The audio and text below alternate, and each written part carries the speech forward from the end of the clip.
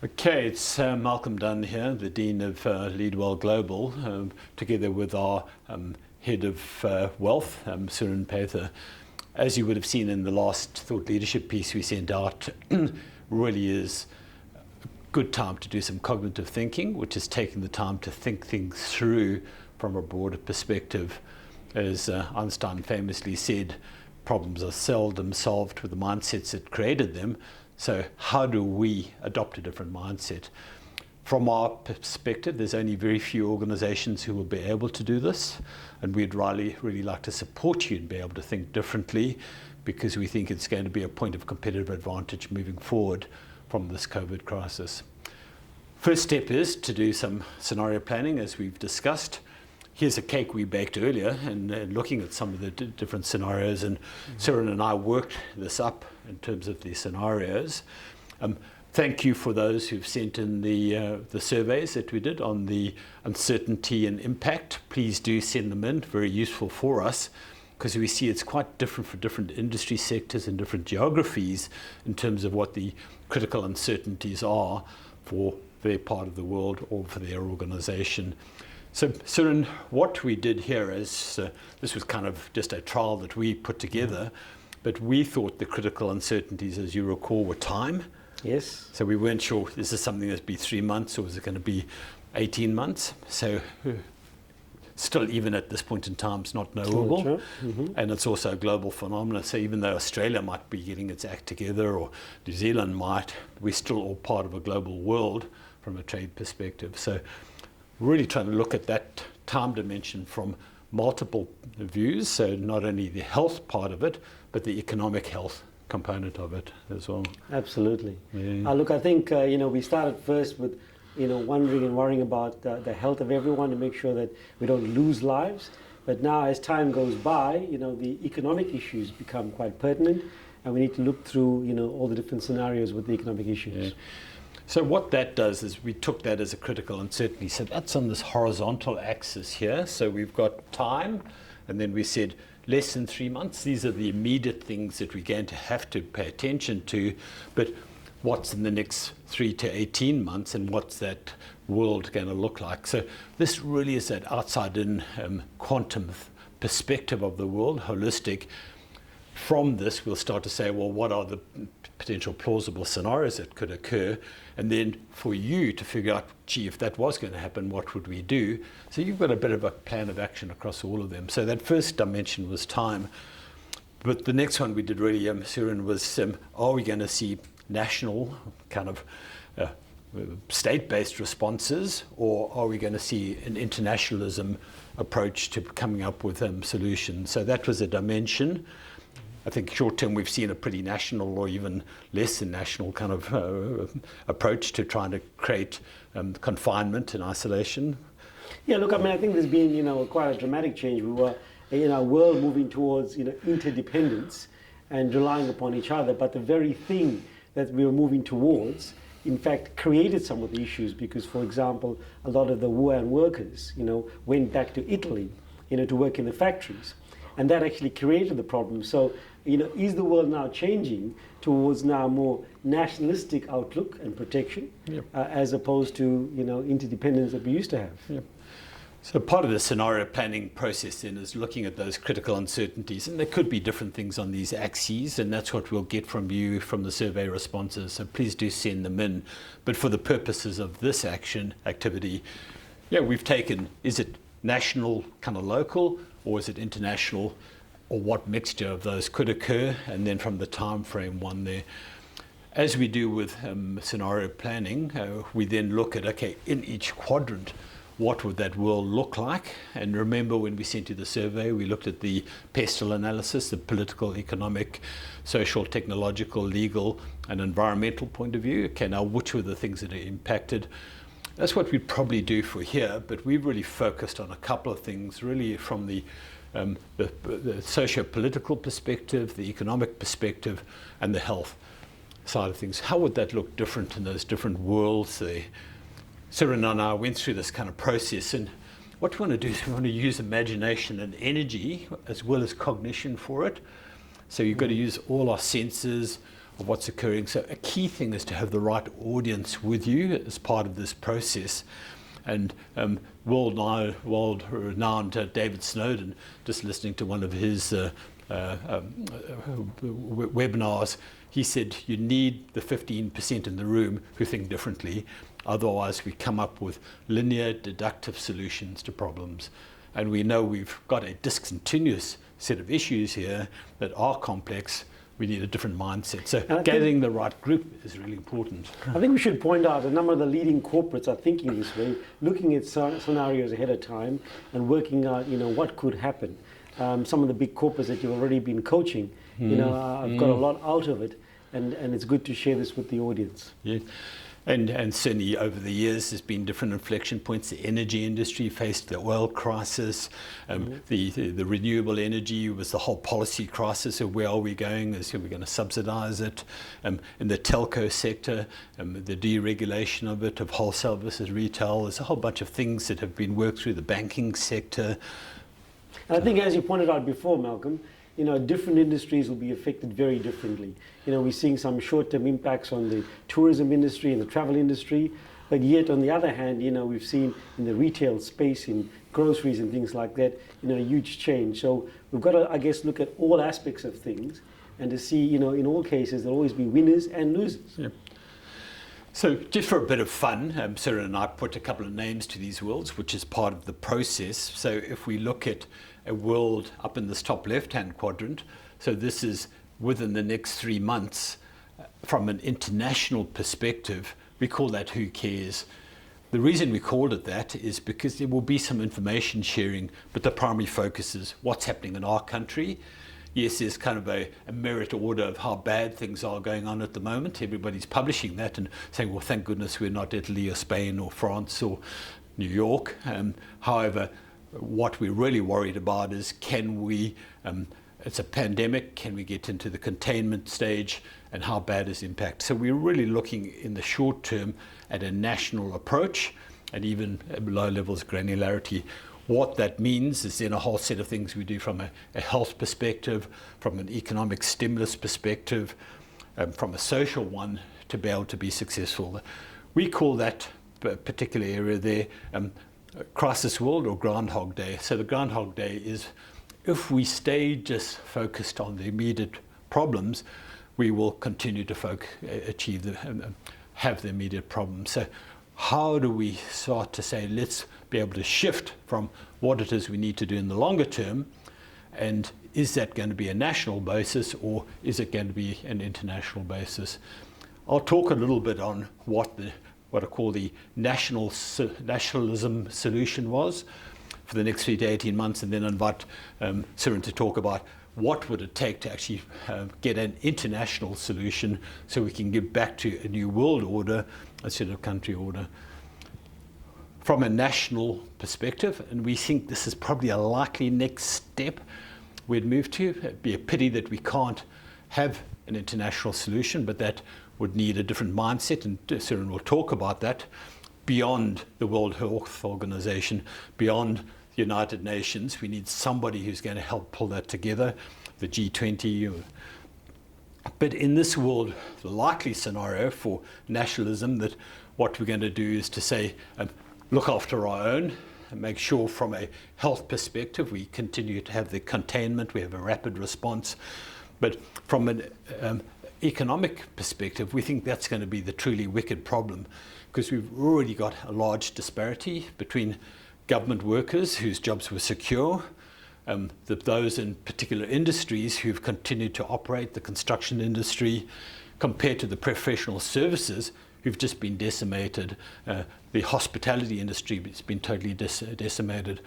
So the complexity here is that there's a multi-dimensional problem to be resolved, almost like a Rubik's Cube. How do we have a segmented stimulus that works for the right people, but takes account for the other ones that are already doing okay? Typical things that they've done, infrastructure projects, and we hear that's back on the cards now. School halls, pink bats. The construction companies have got more work than they can deal with at the moment. So it's how do we get the right type of work for them that can go down to the subcontractors, because they're the ones that need to keep busy. So some real challenges in how to do that. But we know that if we start to say the emotional driver there is around self-determination, self-sufficiency, can we do it? You know, are we going to start making our own automobiles again? What is it would be regarded as strategic that we need? And can we even do it? And who is our trusted partners now? Are those guys across the ditch in New Zealand partners or not? Jokingly. But on a broader scale, is the US-Australian axis going to work anymore because of its geographic separation? So some bunch of things to work there, which will have financial implications, currency implications. However, it is a very isolationist perspective. We've called it Fortress Nation, and probably unlikely to be sustainable. But once you get there, it took years and decades to get free trade going and the trust going, but the trust is broken. So how could we fast track to get up the top there? What would that even look like? And we've called that China world because they're the dominant person who's bought up a lot of the shares and positions. Also crypto world as well, in terms of there's going to be a digital interface around the world irrespective. Suren, some thoughts on that? Well, look, I think firstly from a domestic perspective, I think there's a difference between what socialist governments will do and capitalist governments will do. We've seen, a quick move for in the Western world with large amount of government support. Central banks are basically literally printing money and making money easy, quantitative easing number 4. And what that will do, though, is how the distribution goes. Yes. And usually the distribution goes from central banks to trading banks, and then banks distribute it to the appropriate people. Mm-hmm. However, that's the big question mark, I guess, we discussed, where if funds are going to corporates, the bigger corporates that can afford to repay, how do these corporates distribute it? To their top level management? Does it create more disparity between higher level management compared to the normal workers? And then how does the spending actually work? At least people with lower incomes or average incomes tend to spend the money, creating a multiplier effect and therefore a more vibrant economy. Yes. Whereas those at the top end, the executives that may have a bit more buffer, tend to put it back into assets, invest in the stock market or invest in the property markets. And will that create a bigger disparity, with the Western world? Yes. A bigger difference between the haves and have-nots.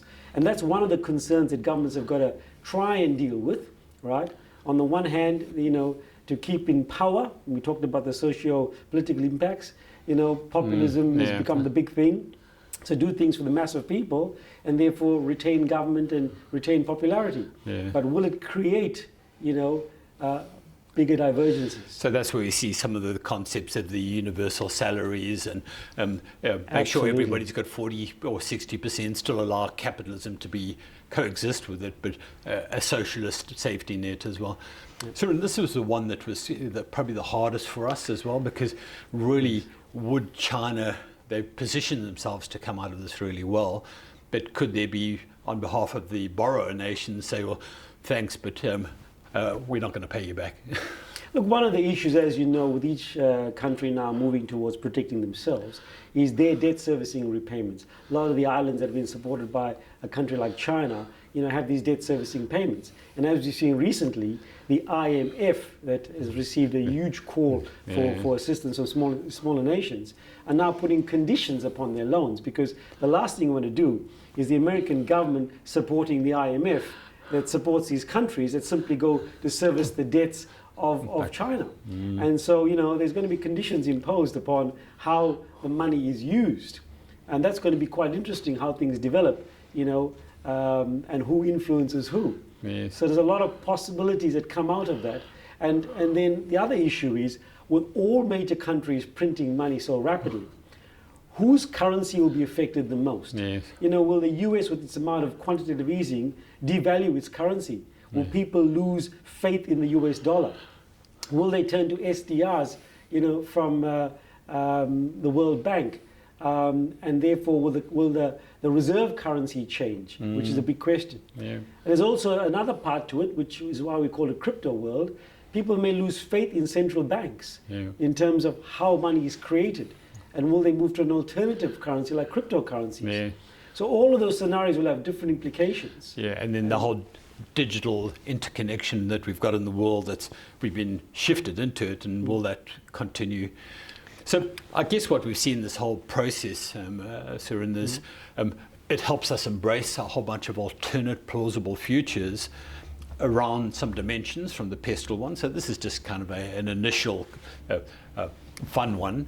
But if we did this seriously, we'd spend a bit more time to kind of plot it out. But the important thing to do, so the call to action really then is for you in your own entity, as an organization, as a company, as an agency of government, is to say, what are those, but what would we do? So what is it, as we would see something emerging, gee, are we starting to see this happen? What's our response? Well, the great thing... And having planned that, then it reduces our anxiety level. So we move out of reactivity to reflective response. Okay, we thought that might occur. Let's start to be able to do this. Well, the great thing with your surveys, Malcolm, is that you're gathering industry data. That industry data is very valuable because, as we said before, different companies and different industries will be affected differently.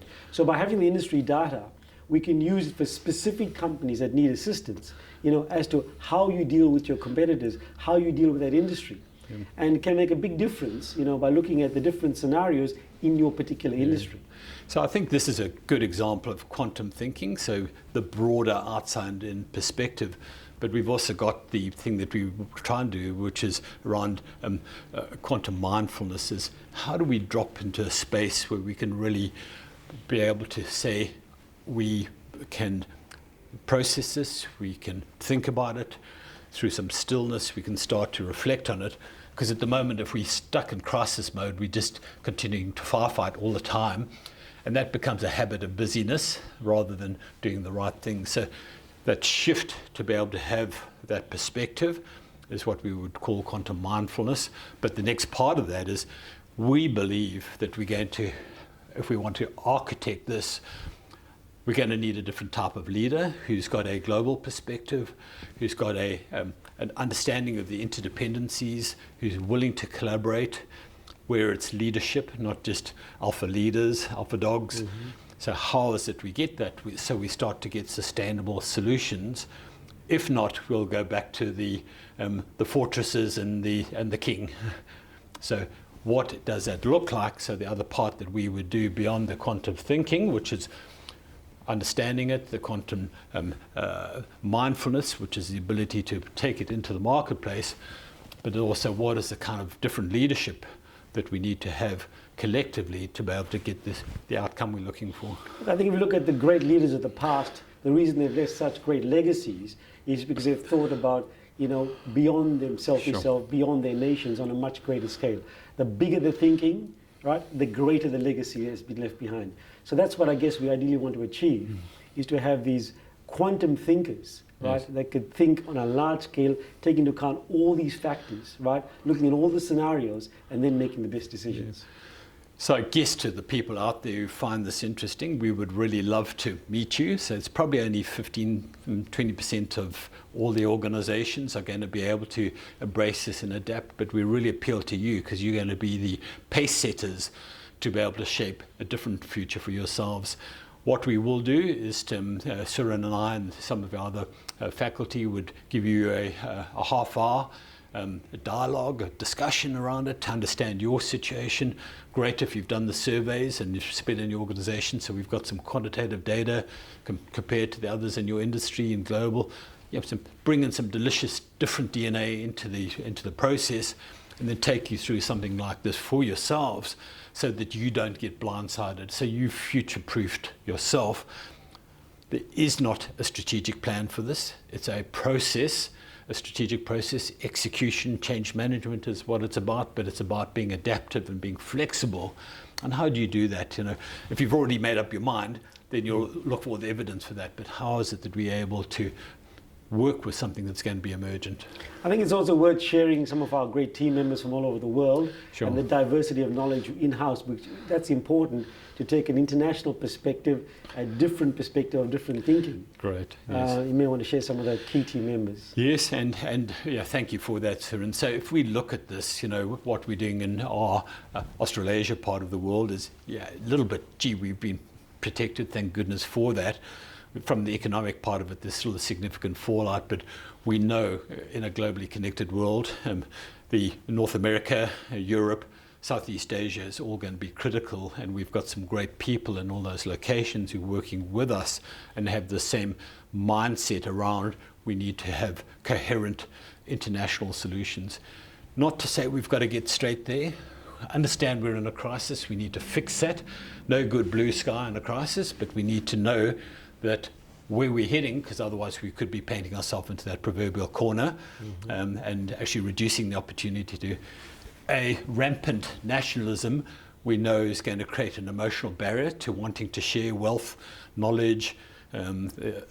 Might be a stage for some organizations, but what would be great is to start to say, what are the things we could consciously architect to be able to have a better global future without having to have an attack of the aliens. It brings us all together. What are the things that we do? So what's the next generation from a economic collaboration, from a health collaboration moving forward, and what's the right forum for it, but what's the right mindset of the people that come to the forum? And I think critically, you mentioned about the future. I mean, the future is with the next generation of children. The last thing we want to do is have all this monetary printing and debt burden fall upon the next generation.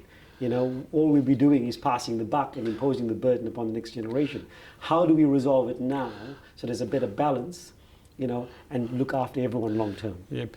And Suren, hearing some of your ideas on that, which we'll be able to share in the actual thing, some of the solutions, the concept of a reset, and what does that look like that's fair to both parties. But if we have this multi-trillion-dollar debt as our legacy, then it's going to be a real challenge, because it is an inter-decade one.